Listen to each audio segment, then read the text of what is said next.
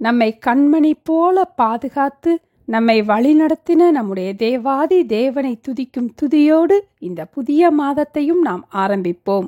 இன்றைய வசனம் தியானத்தின் தலைப்பு, நாம் அதை சுதந்தரித்துக் கொள்வோம், நாம் அதை எளிதாய் ஜெயித்து கொள்ளலாம். என்னாகமம் 13ஆம் அதிகாரம் 30ஆம் வசனம். அப்பொழுது காலேப் மோசேக்கு முன்பாக ஜனங்களை அமர்த்தி, நாம் உடனே போய் அதை சுதந்தரித்துக் கொள்வோம், நாம் அதை எளிதாய் ஜெயித்து கொள்ளலாம் என்றான். ஆண்டவர் நமக்கென்று வைத்திருக்கிற வாக்குத்தத்தம் பண்ணப்பட்ட ஆசீர்வாதங்களை, ஆவிக்குரிய ஆசீர்வாதங்களை, விடுதலையை, சமாதானத்தை, தெய்வீக சுகத்தை சுதந்தரிக்கும்படி நம்மை அழைத்திருக்கிறார். அடிமைத்தனத்திலிருந்த இஸ்ரவேல் ஜனங்களை ஆண்டவர் அழைக்கும் போதே பாலும் தேனும் ஓடுகிற நலமும் விசாலமுமான தேசத்திலே கொண்டு போய் சேர்ப்பேன் என்று அழைத்தார். ஆனால் போகும் வழியிலோ அந்த ஆசீர்வாதங்களை சுதந்தரிக்க முடியாதபடிக்கு பலவிதமான சவால்களை, பலவிதமான பயங்களை சந்திக்க வேண்டியதாக இருந்தது. ஜனங்கள் எல்லோரும் பாரான் வனாந்தரத்திலே பாளையமிறங்கின பின் மோசே கானான் தேசத்தை சுற்றி பார்த்து வரும்படி இஸ்ரவேல் கோத்திரத்தில் உள்ள தலைவர்களை அனுப்பினார். அவர்கள் தேசத்தை சுற்றி பார்த்து 40 நாட்கள் சென்ற பின் திரும்பினார்கள். வரும்போது ஒரே குலையுள்ள ஒரு திராட்சை கொடியை அறுத்தார்கள். அதை ஒரு தடியிலே 2 பேர் கட்டி தூக்கி கொண்டு வந்தார்கள். மாதளம் பழங்களிலும் அத்திப்பழங்களிலும் சிலவற்றை கொண்டு வந்தார்கள். அவர்கள் மோசேயை நோக்கி, நீர் அனுப்பின தேசத்துக்கு நாங்கள் போய் வந்தோம், அது பாலும் தேனும் ஓடுகிற தேசம்தான்.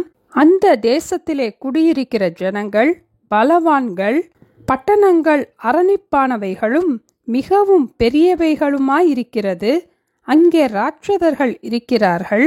நாங்கள் அதிலே கண்ட ஜனங்கள் எல்லோரும் மிகவும் பெரிய ஆட்கள். நாங்கள் எங்கள் பார்வைக்கும் அவர்கள் பார்வைக்கும் வெட்டுக்கிளிகளைப் போல இருந்தோம் என்ற துர்ச்செய்தியை பரம்ப செய்தார்கள். இதை கேட்டு சபையார் எல்லோரும் கூக்குரலிட்டு முழுவதும் அழுதார்கள். ஆனால் காலேப் மோசேக்கு முன்பாக ஜனங்களை அமர்த்தி, நாம் உடனே போய் அதை சுதந்தரித்துக் கொள்வோம், நாம் அதை எளிதாய் ஜெயித்து கொள்ளலாம். அந்த தேசம் மகா நல்ல தேசம். அந்த தேசத்தின் ஜனங்களுக்கு நீங்கள் பயப்பட வேண்டியதில்லை. அவர்கள் நமக்கு இரையாவார்கள். அவர்களை காத்த நிழல் அவர்களை விட்டு விலகி போயிற்று.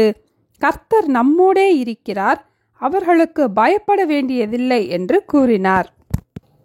அப்படியே காலேப்பும் யோசுவாவும் அந்த கானான் தேசத்தில் உள்ள ராட்சதர்களை எளிதாக ஜெயித்து அந்த தேசத்தை சுதந்தரித்து கொண்டார்கள். கர்த்தர் அவர்களோடே கூட இருந்து அவர்களுக்காக யுத்தம் பண்ணினார். இதுபோல பரம கானானை நோக்கி பயணம் செய்கிற நாம் ஒவ்வொருவரும் ராட்சதரை போல நம்மை பயமுறுத்துகிற சூழ்நிலைகளை சந்திக்க வேண்டியதாயிருக்கிறது.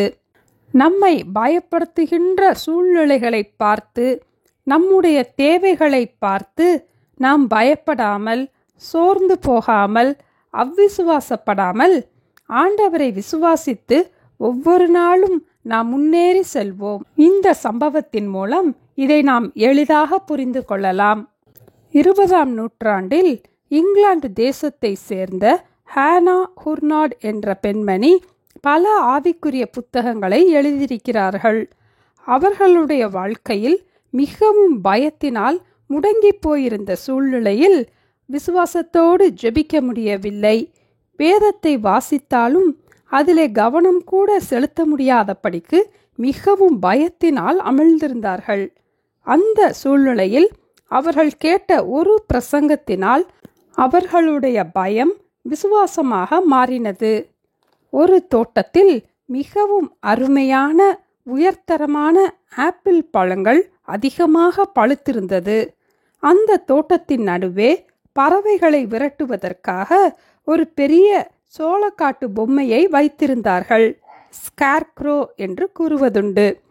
அங்கு சோளக்காட்டு பொம்மையை பார்த்து பயந்து பறவைகள் பறந்து போனது. ஆனால் அந்த பொம்மைகளை பார்த்து பயப்படாத அறிவுள்ள பறவைகளோ இந்த தோட்டத்திற்கு உள்ளே நல்ல பழங்கள் இருக்கிறது என்பதற்கு இது ஒரு நல்ல விளம்பரம் என்று அறிந்து உள்ளே சென்று நல்ல பழங்களை எல்லாம் சந்தோஷமாக சாப்பிட்டது.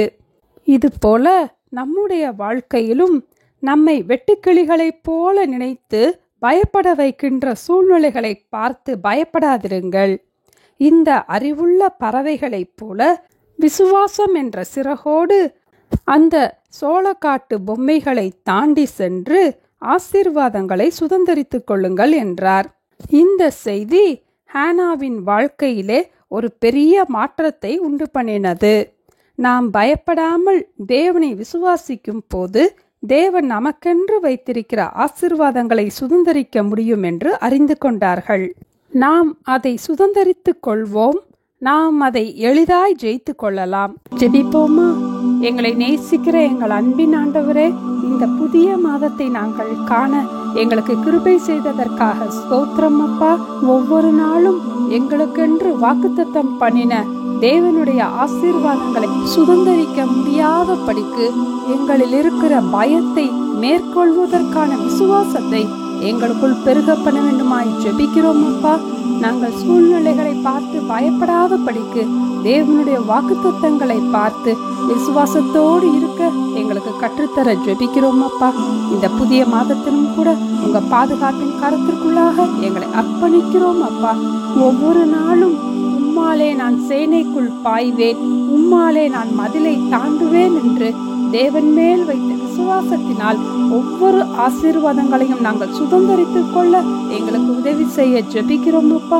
அவ்விசுவாசத்திற்கோ கலக்கத்திற்கோ பயத்திற்கோ நாங்கள் இடம் கொடாதபடிக்கு நாங்கள் பயப்படுகிற வேளைகள் வரும் போதெல்லாம் நாங்கள் பயப்படாமல் தேவனிடத்திலே விசுவாசமாய் இருப்பதற்கு கற்றுக்கொள்ளக்கூடிய ஞானத்தையும் பலனையும் தந்து எங்களை வழிநடத்த ஜெபிக்கிறோம் அப்பா. வீணான கவலைகள், வீணான பிரயாசங்களால் எங்களை வருத்தி கொள்ளாதபடிக்கு எங்களுடைய இருதயத்தை கர்த்தருக்குள்ளாக களிகூற பண்ண வேண்டுமாய் இயேசுவின் நாமத்தில் ஜெபிக்கிறோம் பிதாவே. ஆமேன். Thank you. Have a blessed day.